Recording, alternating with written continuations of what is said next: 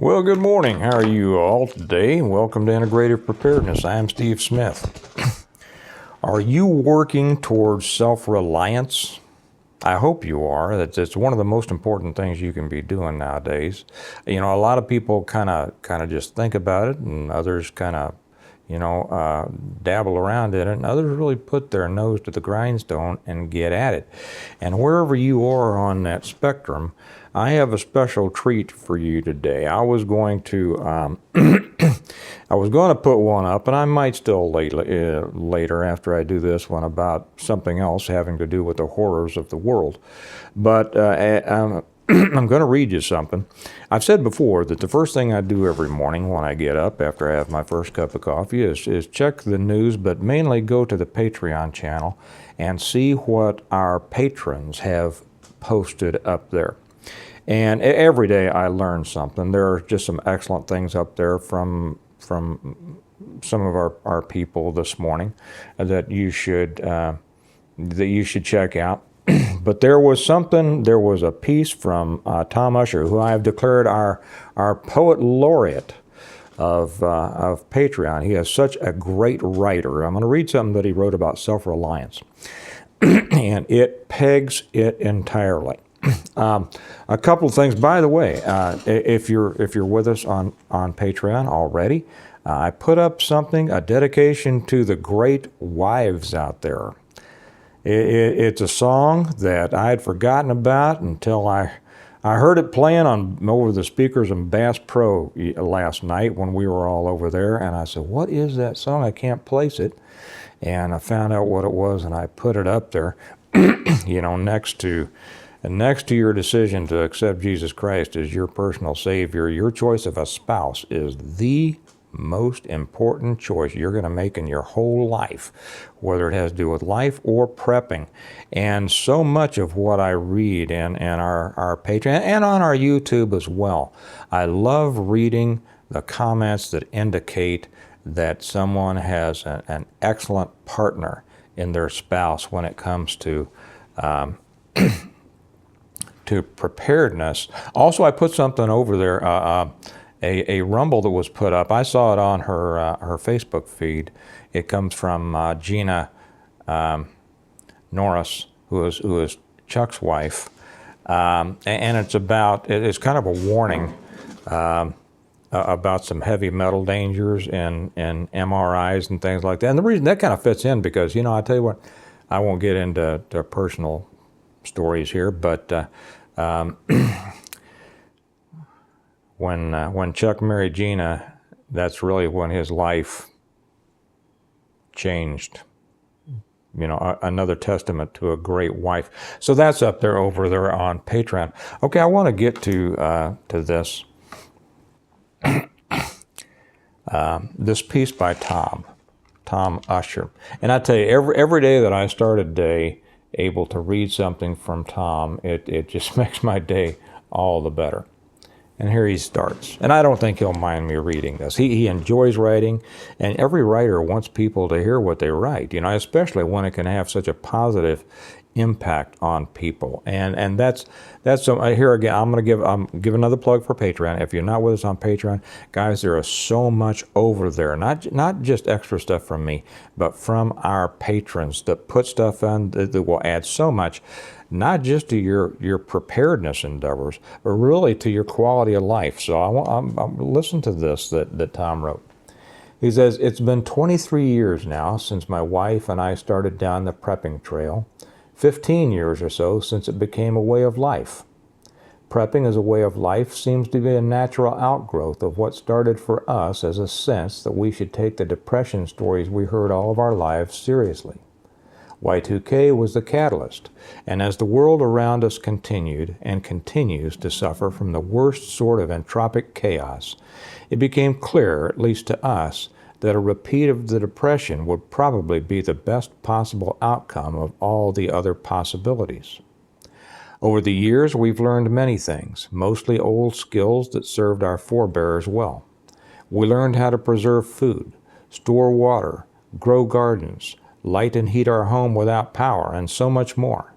Some of these skills that we've learned are highly practical, some a bit arcane. A curious mind and a nerdy nature can lead one down far too many pathways. It sure is fun, though. We fall on the joyous side of the prepping scale. Exactly. You know, I've talked about the difference between the positive and the negative preppers. Positive always comes out better. We pay attention to the world around us, but really don't involve ourselves in it. For in involvement lies danger, for there be dragons of the most deadly sort out in the world these days. We've learned to focus on the things we can do, and to do them as well as we can. The world and all of its enticements and traps can do well enough without us. Besides, I prefer to be happy, and I've found happiness in our faith, our family, and our land. What else could I need? Yesterday I broke out the pressure canner that I had just finally put away after a long canning season. I suppose it never hurts to dream, does it? I knew it would return to its rightful place on the stove soon enough, but it was wonderful to see the kitchen back to at least a modicum of organization. I know how that feels. Our neighbors raise cattle and have a small farm-based store where we go to buy our beef, and he puts in the link for it. Their prices aren't cheap, but the beef is great, and we've known Bill and Linda a long time. I know how it's raised, and I see the cows on pasture all the time. They had a sale on ground meat, 30 pounds for $135, which works out to $4.50 a pound. So we bought it, and I'm bringing it home 10 pounds at a time to can. Canning is, at least in my opinion, a baseline life skill. If you garden, raise meat birds, or come across a sale, canning is just about the simplest and most surefire way to preserve long-term food without the need for electricity. We do use freezers for quite a bit, but we can do so much more. I would say that even if you live in an apartment, you should learn to can. Firstly, because it can save you money if you watch for sales. Secondly, it is a skill you will need if you ever get a place to grow your own food.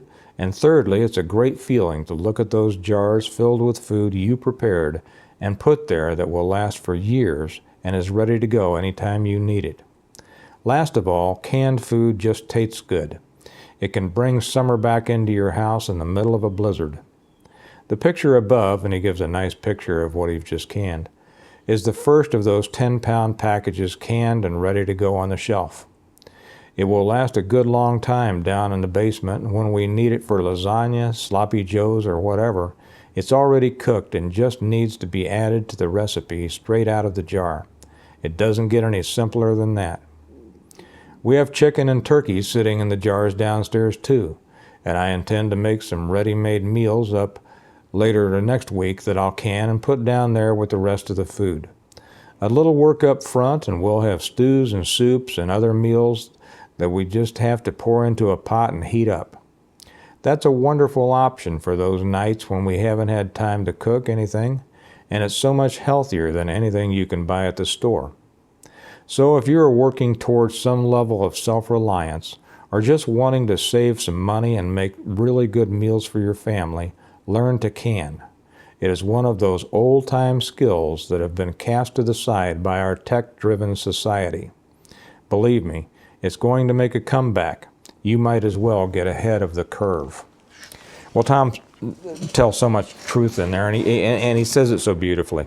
Like I said, I don't know if you had the same feeling listening to that as when I read it, but when I read Tom's things, he expresses the purpose and the joys of preparedness and preparing so beautifully that it gives you those positive feelings that really should come as a result of your preparedness activities. No matter where you are on the spectrum, whether you're beginning, now those who are advanced know exactly what Tom's talking about here. If you're beginning or intermediate, he's talking about canning, but he's talking about so much more than that, and that is the whole purpose of preparedness, the feeling that you get of self-sufficiency, of self-reliance, and the joy that comes from it. So I hope that this will speak to you, and it will help drive you to either develop a new skill or increase your activities in those many areas that are just going to make you feel better and better, as well as making you more prepared for the future. You know, as we always say, we prepare well today in order to live well tomorrow. You know, that's what my books were about. I haven't said that, but I'll slip this in here for anybody who's new and doesn't know. That's what my books, the Stonemont series, was about. And I call it the complete plan for preparing for, surviving, and rebuilding after a complete collapse of everything. And the lesson in here is not just survival and grunting and scraping and trying to survive, but the result of living well after a catastrophe because of good preparation beforehand. The books, the Stonemont series, you can get them either through Amazon or through our website, and both of the links are down below. The website, stonemont.us. You can get the books, the mugs, if you don't have your Stonemont mug yet. T-shirts, all sorts of things. Yeah, hoodies are coming. It's that time of year, isn't it? So as we say, we prepare well today in order to live well tomorrow. And Tom just encapsulated that entire message of preparing well today. So I thank you, Tom. Again, if you're not with us on Patreon, this is the kind of stuff you're missing. And we invite you, it's only $1 a month, and we invite you over. You're going to get so much over if you're really serious about preparedness, or if you just find this interesting. You're going to enjoy it a lot. So thank you so much, Tom, for that, for starting my day out right. I bet you started a whole lot of people's day out right. And you all have a good day. Get out there and do something. Get out there and do something to prepare and learn a new skill. Learn something. Do something to take you farther down that road of self-reliance. And I'll talk to you later. Bye-bye.